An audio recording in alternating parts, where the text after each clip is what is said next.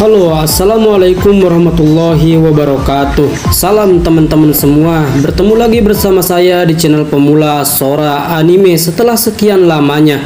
Seperti biasa kita lanjut lagi alur cerita kastilnya. Tapi sebelum itu saya ingin meminta maaf karena hilang begitu lama. Jadi ceritanya begini teman-teman semua. Channel ini kemarin itu ada yang bajak sama orang yang gak bertanggung jawab. Bahkan dia juga sempat upload video yang isinya AMP One Piece.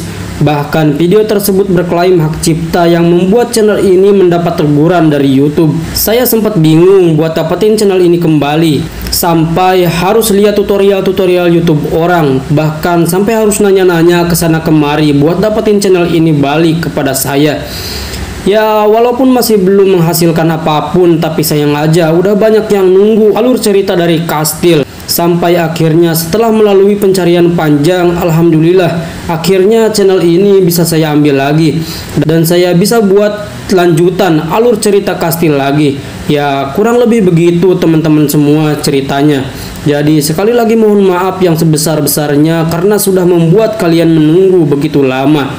Baiklah, saya rasa sudah cukup cerita gak pentingnya, kita langsung gaskeun aja ke alur ceritanya. Selamat menonton dan mendengarkan. Di akhir part 12 kemarin, Kim Shin yang sudah mengakhiri pertarungan dengan Dohwa dan beranjak pergi setelah bertarung dan berhasil mengukur kekuatan Dohwa. Sedangkan Masa yang merasa diremehkan berkata pada Dohwa, "Bos, mereka sudah mengotori reputasi kita. Aku masih bisa bergerak, silahkan beri perintah saja." "Jangan gegabah kau Masa, bedebah-bedebah ini kemungkinan besar adalah anjing baik Dochan," ucap Dohwa pada Masa. Sementara di scene lain diperlihatkan orang-orang bersenjata lengkap sedang berusaha menyelundupkan obat terlarang. Akan tetapi monster yang bernama Monkey yang merupakan senjata rahasia barista datang. Mereka yang mulai panik tidak menyangka kalau Monkey akan mengetahui lokasi mereka dan membuat semuanya ketar-ketir ketakutan. Melihat barista yang sudah datang juga, pimpinan mereka memohon ampun pada barista agar membiarkannya hidup. Akan tetapi barista berkata, "Daripada memohon, lebih baik kau berusaha untuk melawanku. Kalau kau sudah berani berkhianat, bukankah begitu? Maafkan aku barista, mana berani aku melawanmu. Karena itu mohon ampuni aku." "Hah, gak seru," ceder. Barista langsung menembak orang tadi yang sudah pasti mokad. Sementara dari kejauhan ada mobil yang datang. Sang pengendara yang mendengar suara tembakan berkata, "Hah, sialan, sekarang perang siapa lagi? Aku tahu wilayah ini bukanlah wilayah yang bisa dimasuki sembarang orang, bahkan seorang tentara sekalipun." "Berisik, tutup mulutmu dan jalan saja," ucap orang yang ada di sampingnya. Barista yang kedatangan tamu pun berkata, "Ada urusan apa kau datang ke tempat lusuh begini? Bagi seorang anak anjing kastil sepertimu." Ternyata itu adalah Nam yang merupakan tangan kanan baik Dochan atau Piton, sedangkan barista adalah tangan kiri baik Dochan. Sementara Monkey yang mulai waspada memegang senjatanya sembari menatap Nam dengan tatapan memangsa. Nam yang melihat Monkey pun berkata pada barista, "Ternyata kau memelihara binatang buas yang aneh rupanya. Apa hobimu sudah berubah?" Barista menyuruh Monkey mundur. "Hei Nam, kau kira dia itu binatang? Dia itu manusia sama seperti kita. Hanya saja dia itu lebih polos dari manusia pada umumnya." Lalu dengan akrabnya barista memperkenalkan Nam. "Hei Monkey, dia ini saudaraku, jadi tenanglah Nam. Monkey itu seumur hidup tinggal di pegunungan Golden Triangle. Aku berhasil membebaskannya dari orang berdasi sepertimu yang menangkapnya. Kau tahu tidak, naluri binatang buas berkembang lebih cepat dari manusia biasa. Jadi dia langsung tahu kalau orang yang memakai ikat leher sepertimu adalah orang yang paling munafik di dunia ini," ucap barista sambil tersenyum. "Iya, aku tidak membutuhkan penjelasanmu. Ini adalah caraku bekerja untuk CEO." Mendengar kata CEO, barista langsung menodongkan pistolnya pada Nam. Hei Nam, sejak kapan bos kita berubah jadi CEO? Lalu aku mendengar kau dikalahkan oleh para pecundang di gedung Haseong. Sadarlah, brother. Kau selamanya tidak akan bisa lepas dari ikat leher itu kalau kau kelamaan menikmati snack yang diberikan para sampah itu. Maaf, barista. Aku kesini untuk menyampaikan pesan dari Pak CEO bos kita. Dia berkata, bersiaplah untuk berperang. Setelah mendengar itu, barista terdiam. Lalu Nam berkata lagi, kalau bisa kurangi bisnis-bisnis tidak pentingmu itu. Lalu kau berhentilah bermain-main dan memakai obat. Lalu siapkan tubuhmu. Mulai dari sekarang kita akan sibuk. Apa kau paham? Banyak omong kau Nam. Ya, setidaknya itu berita bagus. Kebetulan aku lagi bosan, jawab barista. Hei Nam, di perang kali ini lebih baik kau ganti bola matamu itu.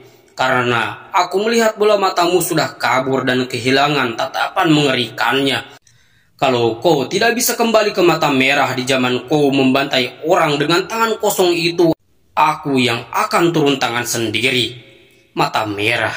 Ya, aku memang harus menjadi seperti itu. Kalau aku harus berhadapan dengannya.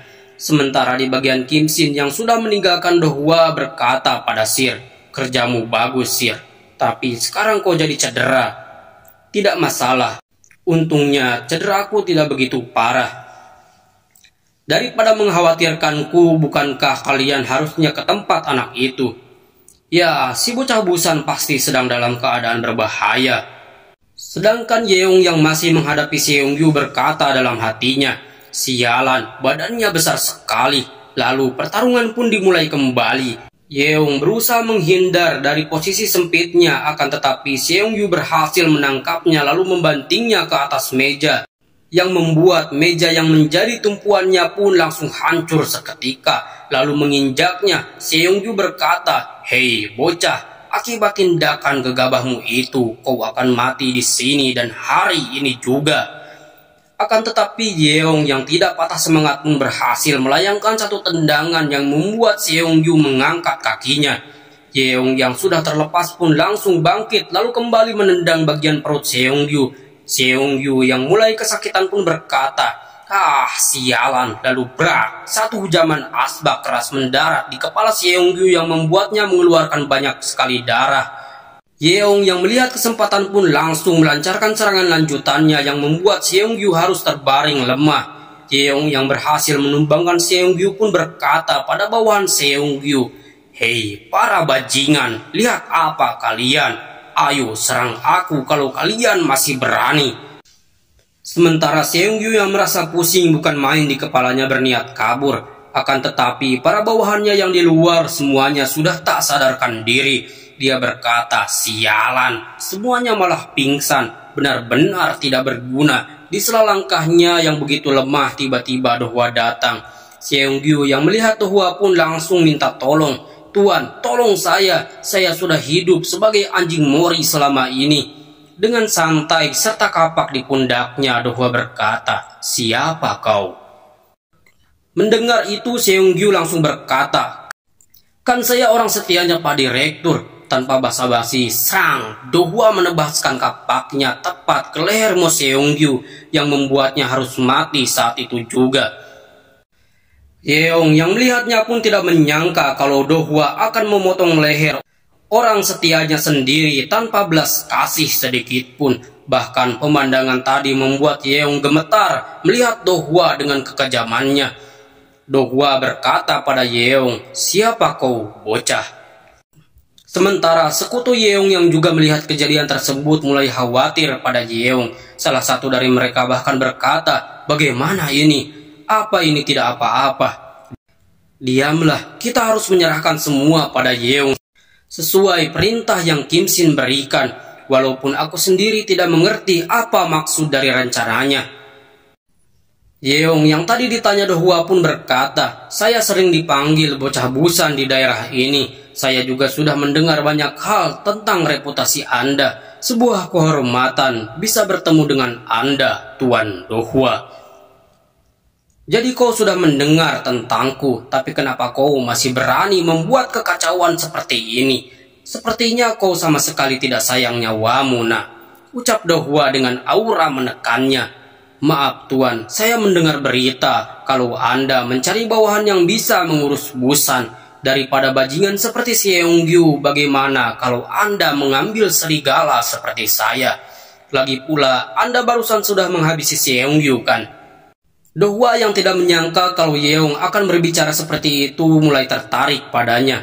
Anak ini, lihat keberanian anak muda ini yang sedang berhadapan denganku yang agung. Bahkan dia masih bisa berdiri setelah menghabisi jumlah 2 kali lipat pasukan Seonggyu.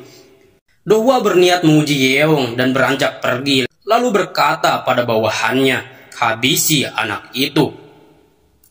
Yeong yang diserang 2 orang pun langsung berusaha menghindari setiap serangan dan membalasnya. Yeong yang bimbang dengan semua tekniknya yang akan diketahui Dohwa kalau dia menggunakan teknik yang diajarkan Andit pun hanya bisa bertarung seadanya. Akan tetapi dengan semangat dan rasa ingin balas dendamnya, dia berhasil menahan serangan pisau musuh yang menjadi akhir pertarungan itu. Karena Dohwa menebaskan kapaknya ke arah kepala Yeong yang membuatnya terkaget, tapi Dohwa menghentikan serangannya dan berkata, baiklah, aku akan coba serahkan Busan padamu. Aku akan segera mengirim orang ke sini. Hei kalian, perlakukan dia seperti kalian memperlakukanku. Setelah kejadian tersebut, Yeong langsung membungkuk dan berterima kasih pada Dohwa. Di sela langkahnya, Dohwa berkata, ngomong-ngomong, kita belum berkenalan. Siapa namamu, nak? Namaku Pyo Yeong. Mendengar marga Pyo, mata Dohwa langsung mengeluarkan ekspresi tajam dan tidak menyangka. Dohwa berkata dalam hatinya, Pyo Yeong, apa ini kebetulan? Orang yang bermarga Pyo di Busan masuk ke bawah naunganku. Apa dia ada hubungannya dengan orang yang bernama Pyo Seong itu? Tapi itu tidak mungkin. Aku sudah membantai orang yang berhubungan dengannya. Dan lagi, tidak terlihat jejak orang itu dari gerakannya. Tidak masuk akal. Aku malah berhayal yang tidak perlu. Sialan. Dohwa yang agung ini rupanya sedang dipermainkan di atas papan orang yang tak kukenal.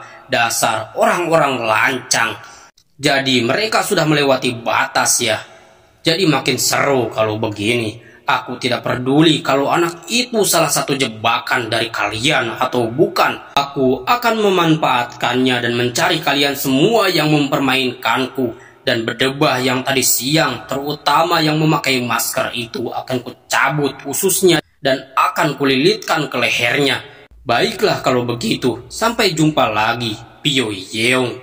Sementara Yeong yang dari tadi menahan emosinya berkata dalam hatinya, Dohwa bajingan, dia bahkan tidak memperhatikanku dan malah memikirkan orang-orang yang berada di atasku. Sialan, baiklah, silahkan abaikan aku semaumu. Pada akhirnya, aku sendiri yang akan mengakhiri hidupmu.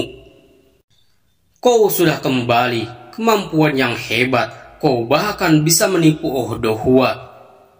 Jangan senang dulu, Dohwa tidak sepenuhnya menerima Yeong.